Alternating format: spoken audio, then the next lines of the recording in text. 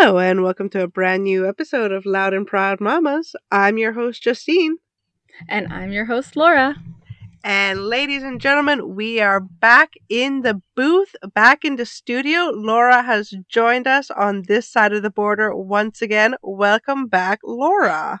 Thank you so much. Happy to be back and can't believe that we're at episode 10 already. I feel like we have just started. Double digits. Pretty exciting. Yeah. How has this been going in terms of like a project length? Do you normally stick with projects this long? So you know what? I do not. It's usually my ADHD that I go on a hyperfixation on something, I get really into it for a bit, and then I have trouble with the consistency. But I have to say, having a friend like you has really helped and helped me stick to it, helped me stay consistent, and it feels good. Like I look forward to our podcasting, and it's been great so far. I look forward to chatting with you too. It's fun at the end of the day to get into the studio and chop it up. Yes. And I kind of forget sometimes that we're talking publicly and anyone can hear this because it just feels like two friends chatting. But then I see on Spotify that our names are there and I'm like, oh yeah, cool. It is very cool. So all 14 of our listeners, we welcome you to our private little chat. And we appreciate you. We do. We appreciate you so much, each 14 of you. So moving on to our first topic, I have exciting news. We now have light again in our lobby. Yay! Yes. So we had this really bizarre LED light strip that was like this like modern art thing. Like it was like a bunch of loops and impossible to replace. You know, like once it dies, it dies. It died. So we had to call an electrician basically to rip it out and put in a normal boob light. So we had the electrician come out, very normal, simple job. He ripped it out, he was installing, but the entire time my son was like, what is happening right now? There is a man in the house. He's not playing with me. He's doing something else. I've never seen anyone do this before. So he just sat like in front of the electrician. There was a barrier with the baby gate was in between. Thumb in the mouth and just watching quietly the entire time, eyes huge. Wow. Maybe you have a future electrician in your hands. That's what Kevin was saying. He was like, my goodness, we know what trade he's going to go into. Yeah, so cute seeing them have interest early on. Yeah, does your daughter have interest like that where she's just like, I need to know how this works? So, since she was really tiny, I did a lot of baby wearing, and I would do a lot of baby wearing in the sling, and especially while I cooked. And since she was maybe even 2-3 months old, she was mesmerized by cooking. And we would always say, do you want to watch the cooking show? And the cooking show was watching me cook dinner. And she's always been so interested in it. Now that she has a learning tower, it's even more so. She'll want to stand right there and be involved in the cooking process. And during our trip, we went to a restaurant that was one of those Japanese teppanyaki restaurants. I don't know if I'm saying that right. Oh, like a hibachi? Hibachi, yeah. I think that's yeah. And so we were all sitting around the table and, the chef was cooking right in front of her and he was doing the loud tap, tap, taps on the grill. And she was just like mesmerized, eyes wide, couldn't take her eyes off of him. And he was really cute. He really engaged with her. And at the end, when he was about to serve all the food to us on the counter, he put all the plates and he saw that we had a little baby plate and he like made room in the big plates and then put her little baby plate on and he was like serving her in her little baby portions, and it was so cute. Oh my goodness. I gotta take my son to one of those hibachi places. I bet he'd have so much fun. Oh yeah, it's dinner and a show. It's amazing. So speaking of going to restaurants, how was it? How was your trip? Tell us everything. What did you do? What did you eat? What did you see? It was great. Honestly, we had such a good time. It was great to be in the sun. The weather was beautiful. Where we were in the Dominican Republic is like on a peninsula, and it's almost like rainforesty. There's so much foliage. There's so many different trees and greenery. And almost every day there's like a 5-minute downpour of rain. And I guess that's what keeps everything like super green. But then you get the warm, hot sun the rest of the day. So we really didn't mind. It was, weather was just, it was beautiful. Really felt like we, had time to relax and enjoy ourselves. My daughter just loves vacation. Like she now keeps saying vacation, vacation, pool, pool. And she's like, we were waking up and going to the pool every morning, and now I have to go back to daycare. Sorry, what? But it was great. The one downside was that there was a 2-hour bus ride to get from the resort to the airport. When you're waiting on transfers, it's not actually like it was an actual 2-hour bus ride, but then you wait 45 minutes Oh no. to leave. So it was like almost 3 hours on a bus after an already super long travel day both ways. So the travel days were the hardest. They were the ones Yeah. where patients were, the lowest, but overall fantastic. And despite it being hard for just over, or for a 20-month-old to be, confined in buses and planes, she was fantastic. She really was so good. She had her naps on the bus and on the plane, and we had a lot of little things to occupy her. I had found this giant pack of stickers for $2 at Walmart, and an empty notebook, and just peeling off the stickers and sticking them in the notebook was like a great activity for her. She loved that. She loves dolls, so we found this little, like a almost handheld sized doll that was, how most dolls are soft? This Sure. one, or they have a soft middle.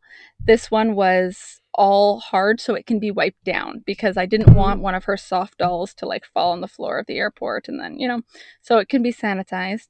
Anywho, I brought that with a bag of Band-Aids, and putting on the Band-Aids on the doll was a great activity.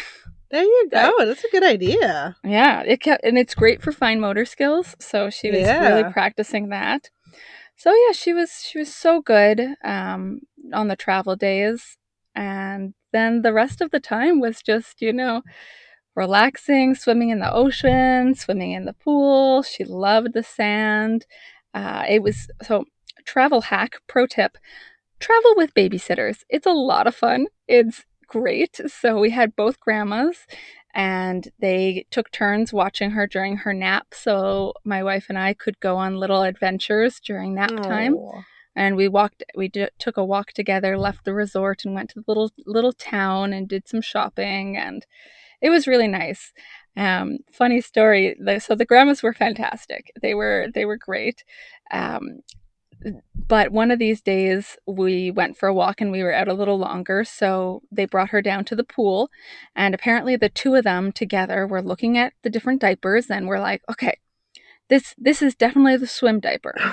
And so they put it on, and then, my wife and I get back and we're like, oh, did you find the swim diaper? And they're like, yeah, we did, no problem. So we went off to get a coffee and some french fries. And we come back and we see her in the pool with this massive hunk of diaper. Like, it is bigger than she is. It is like extending to the they ground, they do and absorb. probably weighed about 10 pounds. Yeah, yeah. It was so intense. It turns out they found the pull-up, which looked very similar to the swim diaper, so I Oh forgive them. But no. it was so funny to see her, and she was just trucking along with this giant diaper. It did not slow her down. She is a little fish. She had no fear. She would dive right into the water and like stick her face in and not be afraid. She'd want to blow bubbles, and we were so impressed. Scared us a little bit, but we loved it. Oh, we And have to so, go swimming together because oh my son is yeah. a little bit more nervous, and I think if he sees your daughter being super brave, I think he'll be a little brave too. Yeah, that's what's so great about kids at, different ages and different stages playing Mm-hmm. together. So I think that would be Yes. awesome. Yes, let's make Yeah. plans to go to the pool in your town. Yeah, that'd be great. Let's do that. Yes. And so I think we're going to be moving on to pro tips, but I have one more travel pro tip that I will share. Please So share your travel pro tip. thank you. So, we had found this little like kids plate with a lid on it, and it had like three compartments, and it was plastic. And we brought that with us, and we would take that with us to the buffet or like wherever we went, because at all inclusives, the meals like they're only available at certain times, Oh, or okay. so like there's usually like lunch would be from 1 to 3, but Oh, when okay. you're traveling with toddlers, they suddenly get super hungry at 4, or they want to eat something earlier. So it was super helpful to have this plate with a lid that we could fill some healthy options with and offer it to her when we weren't necessarily eating at that time. So some days we'd be at the pool and want to go to the snack bar for our lunch, but it was pretty much just like burgers, pizza, fries at the snack bar. So what we would do was take her plate, go to the buffet, get her an assortment of healthier things, like some salads or some vegetables, some meat, some rice, all that kind of stuff in her little plate, and then take that and go to the snack bar with her. And we would eat our pizza and french fries, and she would have her nice healthy baby meal that she would be able to eat anywhere. So it was really There you convenient to go. have this little travel plate. So recommend having that kind of thing. We also, on our last day, we had a Ziploc bag, and we definitely shoved a few croissants in there, so that she could have on the bus. There you go. I mean, I'm sure she appreciated it. She did, and so did I. Well, there you go, listeners. Pro tip from Laura: get yourself a Tupperware when you are traveling out and about, and stock up on the buffet when you can. Get those watermelons, I imagine, Oh, orange yes. slices. She just loved the watermelon. I think she had watermelon 3 times a day, every day. That would be me. If I had the option to eat watermelon 3 times a day, I would. I love watermelon. Me too. I I'm not know. quite a fan of the other melons, though. Like I'll eat them, but I'm never like, ooh, cantaloupe. Did you know? Maybe you know this. I didn't know you could grow cantaloupe in Quebec. I knew you could grow watermelons, so I just assumed if you could grow watermelon, you could grow the other melons. But Growing up, I always thought cantaloupe was this like really exotic fruit oh, that came from like very far away. And then when I was dating my husband, he very casually was like, yeah. And then, this was the year I was growing cantaloupe. And I was like, what? You can grow cantaloupe in Quebec? Turns out you can actually grow a lot of different kind of melons in yeah, Quebec. There's actually a very long history of agriculture in wow, terms of developing melons in Quebec. I had no idea. cool. I had no idea either. Yeah, but maybe this year I'll grow some watermelon and you and I can Yeah, go crazy with the watermelon. sounds like a plan. So, speaking of pro tips from amateur moms, Laura says get yourself some Tupperware when you're out and about at those buffets. Pro tip from Justine is slightly different, but hopefully still helpful. I see on Reddit a lot of times of people asking questions about knives. What is the sharpest knife? What is a knife that doesn't go dull? What is a good expensive knife that, I'll be able to use for everyday purchases, for everyday cutting, and, will be reliable? I am sorry to say, all your knives will eventually go dull. Your cheap knives will go dull, and your $300 Japanese knives will also go dull. And so, what I am saying is a better use of your time and money and energy is to get yourself a whetstone kit and learn to sharpen your own knives. It's not really that expensive. You can get a whetstone kit for about $50 on Amazon. You can sharpen about one knife in about 15 to 20 minutes, and it's good for about 3 months in my experience. I'm a pretty heavy knife user in my kitchen, so that's how long I get on it. And look, it's going to be so much better to buy yourself a medium expensive knife and just learn how to maintain it instead of having to buy yourself new knives every year because your knives keep going dull. Also, it's dangerous to cut with dull knives. You can really you can slip, you can cut yourself. Your food doesn't look as nice because your onions are all different sizes. So, pro tip from amateur mom Justine, learn to sharpen your own knives. You can learn on YouTube. The whetstone kits are not that expensive, and it'll save you a lot of hassle and fingers at the end of the day. So that's super convenient that you are talking about this because my wife and I were just talking about how we need to figure out what to do about our knives. And we were looking at whetstone kits, but we didn't quite go through with the purchase yet. But now that we know that you know how to use one, maybe we'll buy it and then you can come over and teach us how to use it. Oh yeah, absolutely. Invite me over. Perfect. I'll send you the link of the one that I use. That'd be great. Um to make sure. Yeah, like I typically go from about 1000 and I end at 8000. But honestly, like a 1000 to a 6000 will be good enough for you because you're not doing anything crazy in the kitchen. I don't think so, but I have no idea what any of that means, but I'll just take your word for it. So, like, like when you buy sandpaper for wood, it comes Mm-hmm. in different grits. You can Yes. buy like a very coarse, and that has like typically a lower number, and that Mm. is how coarse the grit is. So, a low number is very coarse, and a high number is very fine. So, you Okay. start with the low number, and then you finish with the high number to really hone the sharpness of the blade. Okay. Yeah. Cool. No, but Yeah, invite me over. Invite me over, and I'll sharpen all your knives for you. that would be great. Love it. And that was pro tips from amateur moms. Moving on to our next section, we are going to continue on with the fertility journey that you all have been on the edge of your seats for. This week, we are talking about that wonderful time, trimester two. So, you are done the first 3 months of pregnancy. You are over the biggest risk of miscarriage. You are settling into your pregnancy. Laura, how is the vomiting? It is still going strong. Non-stop vomiting. Yeah, I think it was, yeah, up until 15 weeks. So 15, 16, maybe 17, like quite in the second trimester, it started going down a bit. I was still nauseous, but was still happening, unfortunately. Um, so, Justine, when did you tell people about your pregnancy? So, we started telling people around 12 weeks. We had told close friends and close family that I was pregnant, but we asked them not to say anything publicly. Around 12 weeks, we made a Facebook announcement, very cute, and we gave our family and friends permission to tell extended friends and family.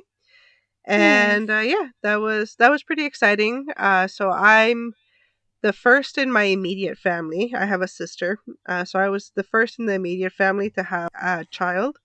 And then on my dad's side, I was also the first, and on my mom's side, I was the second.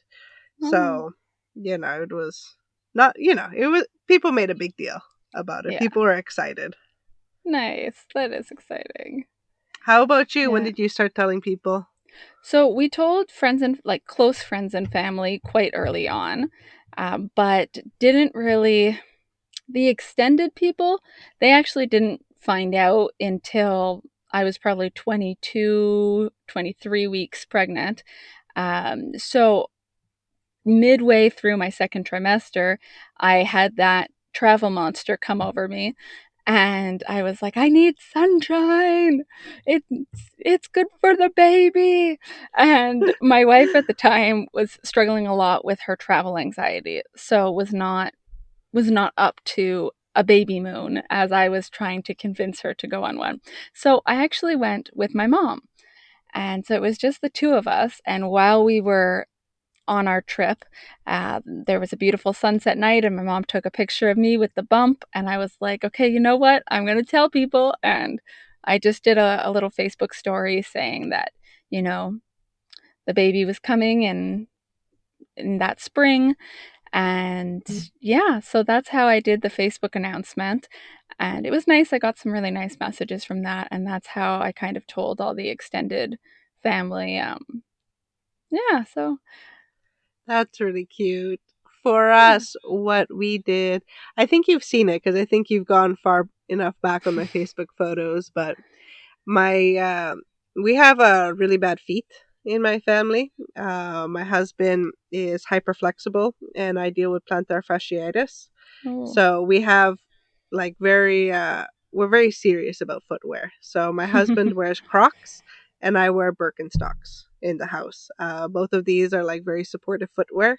So we took a photo with his Crocs, and we took a photo with my Birkenstocks, and then we went to the Fripp, and we got these itty bitty little sandals, and we put them in the Aw. middle, and we put the due date on them just as a kind of like baby announcement, and it was so cute. That sounds so cute. And there's something about baby shoes. Like I don't know what I it does. It know. just makes people like lose it if they're just so I cute. I know. Like babies don't Espe- even need shoes and they're just so cute. It's so cute. Every time I see one of my son's clothing, like a tiny little hoodie or a Yeah. little pants with pockets in it, I'm just losing. I'm like, it's so little. Yeah. Yeah. Yeah, I love But it. that was the baby announcement. So for me, for trimester one, I didn't really have a lot of symptoms. And then in trimester two, I started getting a very strange symptom. I started getting nonstop acne. Oh, I've never really, like as a teenager, I dealt with acne, but mostly as an adult. I don't really deal with acne, but all of a sudden I was nonstop breaking out. wow. um and like on my shoulders, behind my ears, like just like in weird places. So it did die down by the start of trimester 3, but for all of trimester 2 I was just getting nonstop acne. How about you? Did you get acne? I never got any big outbreaks of acne. I did have a few more pimples than normal pop up, but I did have some other skin things that came up. Um, that I had like they were almost like tiny little mini skin tags that popped up like Oh my on god, on my yes. neck or in some other places, and I was like, I never had these. Where did these come from? I know, they were Um, driving me crazy. I kept tugging at them, Me and it too. hurts. Yes. And I also got that like the brown line on your stomach like going down. Like I had a full from the top to the bottom. It's like the darkened color along the it's the I think it's called the it basically means dark line. I think it's that in Latin. I don't want to I'm going to say it wrong. No But problem. I'm gonna have to go check on my belly if I have that. I don't remember having that, but I'm gonna, after this episode, I'm gonna go inspect. yes. It went away, but I did have it throughout the whole pregnancy. And that's actually so. Have you heard of the wives' tales of if you're having a boy, you'll have these things. If you're having a Yeah, girl, you'll have these things. yeah. So, because we weren't finding out, every time there was a little something like that, we're like, oh, this is 1 point for the boys. This is 1 point for the girl. Um, and it was fun. That's so cute. I I'm gonna tell you something, and you can take it or leave it, however you want. I sometimes get premonitions. Nothing crazy, like no one's dead. A relative ever talks to me like that.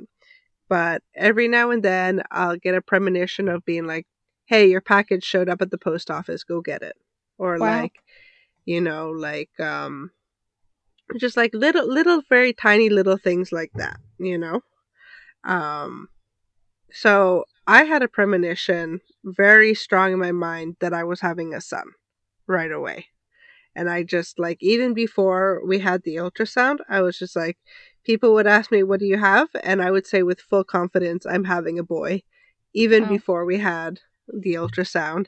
And then we did have the ultrasound and we confirmed that it was a boy. And my husband was like, how did you know? Like, did you like add up all these signs? Like, how did, and I was like, I can't explain it. I just knew. It Wow. was one of those things that I just knew. To be fair, though, and this is what I mean, take it or leave it, it was a 50-50 chance I was right, Yes.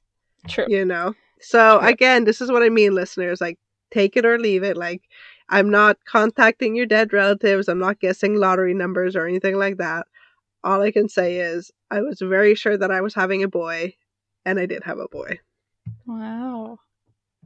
That is very cool. I do believe that kind of stuff. You know, maybe not like 100% all the super out there things, but like when it comes down to it, I believe that everything is energy. So there's some Yeah, people who are more sensitive to energy than others, and you know, yeah, again, take it or leave it, but yeah, super cool that you thought that.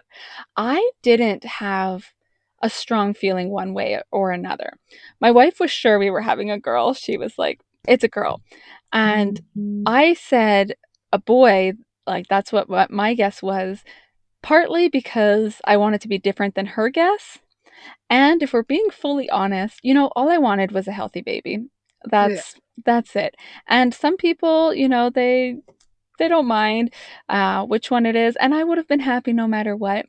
But I think in my heart of hearts, because we were saying we only would have one child, um, I was like, ah, I would love to have a girl. So because I had that want, I yeah. think I just was like mentally preparing myself, being like, it's a boy, it's a boy, it's a boy, which I would have loved. I would have loved to have a son, you know. But I Yes, think I just I had that in my head just so that when it did came, I wouldn't, you know, I'd be mentally prepared, if that makes of sense. course. Yeah, of course. And then we'll talk about this in the birth episode, but I am going to ask during the birth episode, what was it like when they finally told you? So, you know, I was a little out of it, and there'll be more to come in birth episodes. So, More to come. So, listeners, listeners, stay tuned. But I was very happy. there you go. That's very sweet. And then, so for me, the other symptom that I started getting is that my bump grew huge. Like, I went from having like zero symptoms to having a very obvious symptom in that I had a very big bump right away. And the type of bump that I had, you start waddling basically. Your gait changes, and this had a very pronounced effect on me because I'm a big walker. I walk about 5 kilometers every day. Wow. Um, it's my, it's both a form of recreation and activity for me. You know, it's how I decompress. I listen to my podcasts. You know, I get some outside air, sunshine. So, you know, I always go out and walk 5K. When your gait changes, that has an effect on how your hips are is carrying your weight. And my hips did not appreciate the change. And so I had a muscle spasm in my lower back. Ooh. And it happened when I was about 3 kilometers away from home.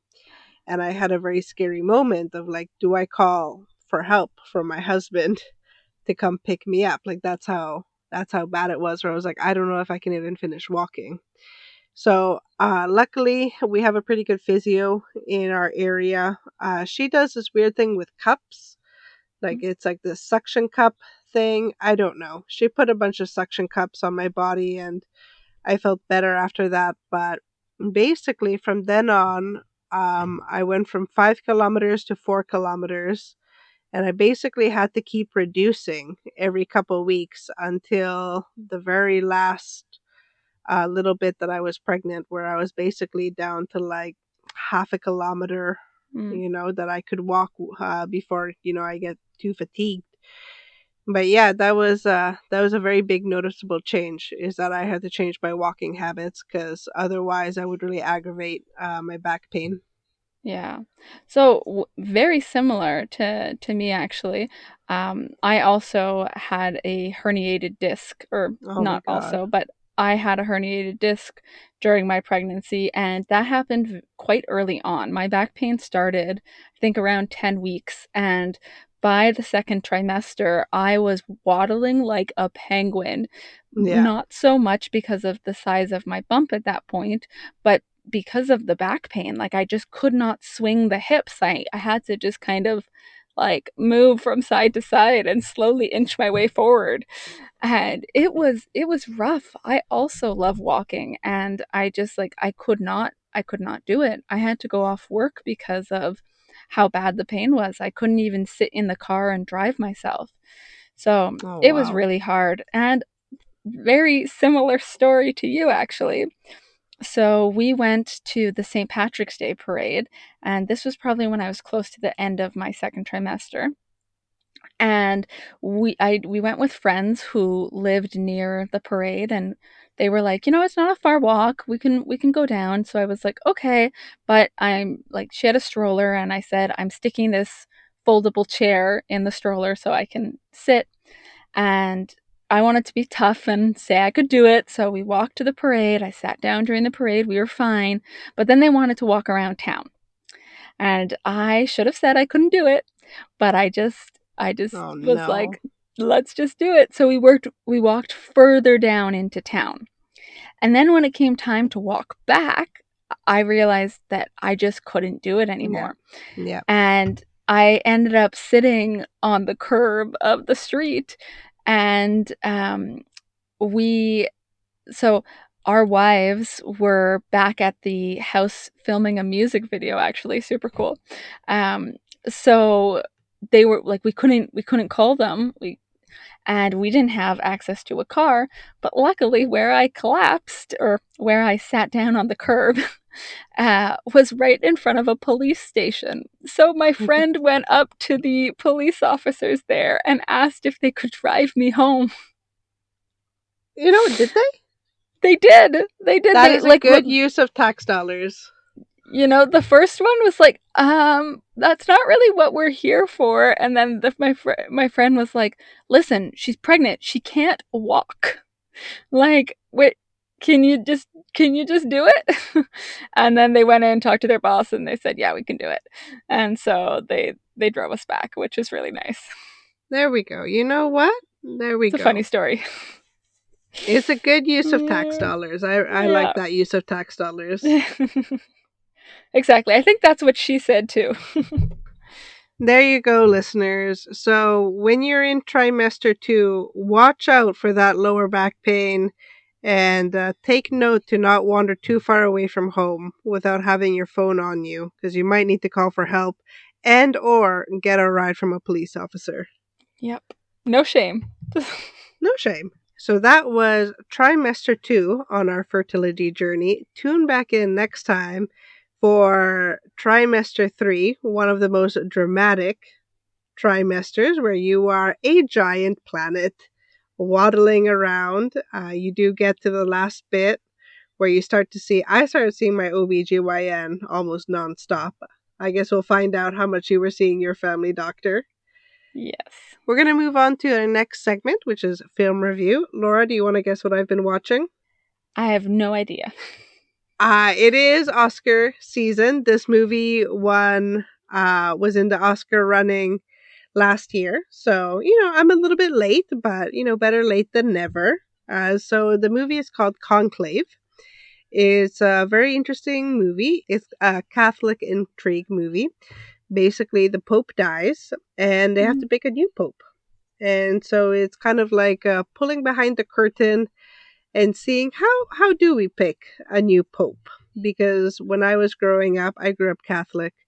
When I was growing up, this was very mysterious. Basically, you turn on the TV and you wait for the white smoke. And when you get the white smoke, you cheer and you get a Pope.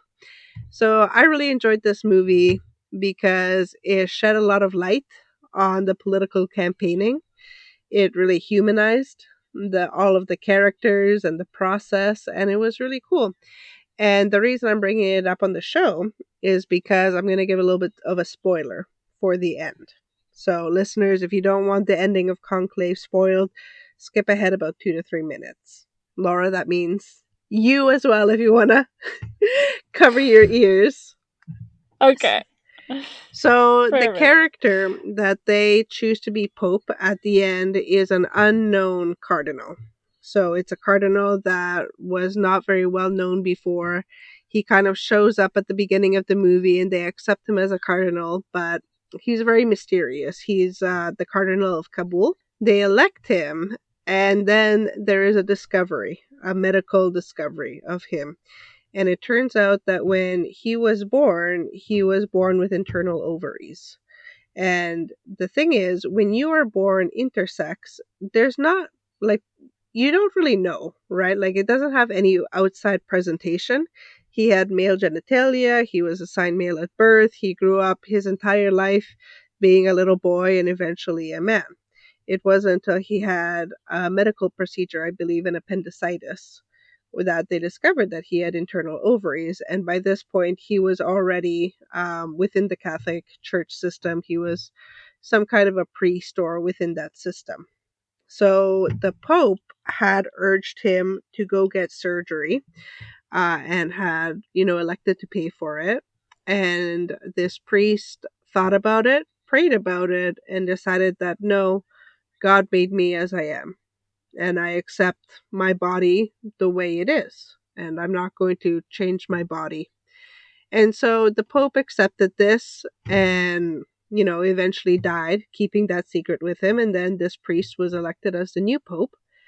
And, it's left kind of ambiguous at the end of whether or not this is going to be a secret buried, or whether, people are just going to eventually find out that the Pope is intersex. And it's really cool. I would not say Wow. that this is a trans storyline, but I do find that it falls under the queer umbrella. Especially because we don't really have a Yeah. lot of intersex stories, especially ones that I feel are done very respectfully.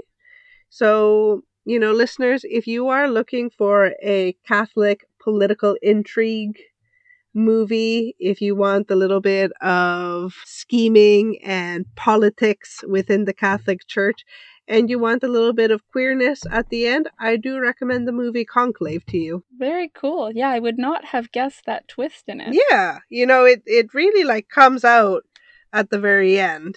And the movie is not about being intersex at all. It's like totally about the direction of the church and where to go after the Pope has died, and who should be the next leader of the church. Like, it's all about that. And at the very end, they're like, oh, and by the way, the new Pope's intersex.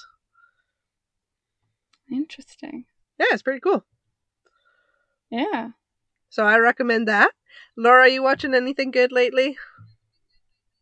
So, no movies at the moment, but we have been watching the new season of Bridgerton. Excellent. And we are enjoying it very much, even though we were both a little disappointed that it was a Cinderella story. We're like, this has been done, but we're still hooked. And we're definitely interested to see the, again, I might do a spoiler here, but there's a hinted romance between, or a hinted lesbian romance Ooh. that isn't out yet, but like there's definitely tension building. And so one of the characters is married to a man and has not been able to achieve her pinnacle, which is another word for an Fair orgasm. enough. And so she doesn't know yet that she's interested in women, but we see that there's this one woman who is making her flustered and blush and have all these feelings. And, here we are being like, well, that's why you haven't been able to achieve your pinnacle. And we're excited to see where it's going to lead to. Well, if we become a Bridgerton recap podcast, I'm very excited to find out if there is a lesbian character. Are there any gay characters in Bridgerton? I know nothing about Bridgerton, only that they have very nice costumes. And the music is really awesome. Yeah. The music is, it's all, well, I think it's really cool. It's current pop songs, but they're all done in with string quartets. Oh, cool. So there's no words, so it's just classical music, but done to these really popular, like modern songs. Nice. And it's just, I think it's well done and it's cool. So there have been no openly gay characters, but there is same-sex sex that happens in some of the scenes, especially like some of the more affluent men. They'll have their mistresses, but then they'll also, like in the art scene, hook up with other men, and that was always deemed okay. But there's no out Gotcha. characters. Well, here's hoping. Yeah, here's hoping. So that was the film review segment. Listeners, if you ever want us to review a particular film or show, give us a shout on Instagram or on Spotify, and we'll take a look for you. We'll let you know what we think. So, moving on to the last segment of our podcast, I have a listener request for our beloved listeners. I am tragically an Albertan, and I actually don't know a lot of Quebec authors. So I try to read to my son every day. We do a French book and we do an English book. For the English books, I'm very confident. We do a lot of Robert Munch. We do a lot of Dr. Seuss. We do a lot of Shel Silverstein. You know, all of the books that I grew up reading. But, you know, I'm in the library and I kind of picked the French books at random. So, listeners, if you know of any Francophone or Quebec authors, specifically for children, around a 1 year old reading range, please give me some recommendations. I would love to give him some local content, you know, get those good Quebec authors in his ears at an early age. So if you have any recommendations for children's books, please let me know. I would love to read them and see if my library has them. Also, I am on my own adult reading journey. I've been trying to read more books about Quebec. So I finished Pierre Elliott Trudeau's memoir. I read On Writing Quebec by Hubert Akin, and now I am reading Legacy: How French Canadians Shaped North America.